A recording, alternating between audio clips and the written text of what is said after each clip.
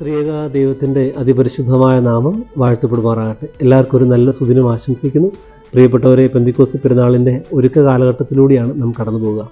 ഇന്ന് നാം ചിന്തിക്കുന്ന വചനം ലൂക്കോസിനാൽ എഴുതപ്പെട്ട കർത്താവിൻ്റെ വിശ്വാസവിശേഷം 1-ാം അധ്യായം അതിൻ്റെ 43-ാം തിരുവചനം.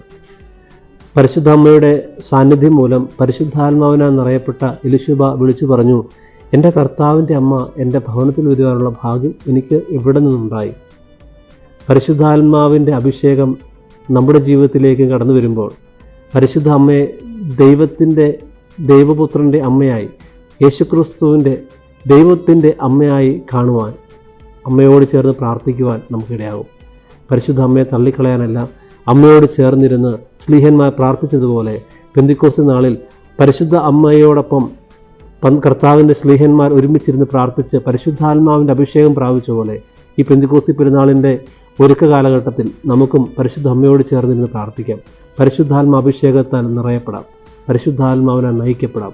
അതിന് ഈ വചനഭാഗം ഇടയാകട്ടെ. സർവശക്തനായ ദൈവം നിങ്ങളെല്ലാവരെയും വാഴ്ത്തി അനുഗ്രഹിക്കുമാറാകട്ടെ. ആമേൻ.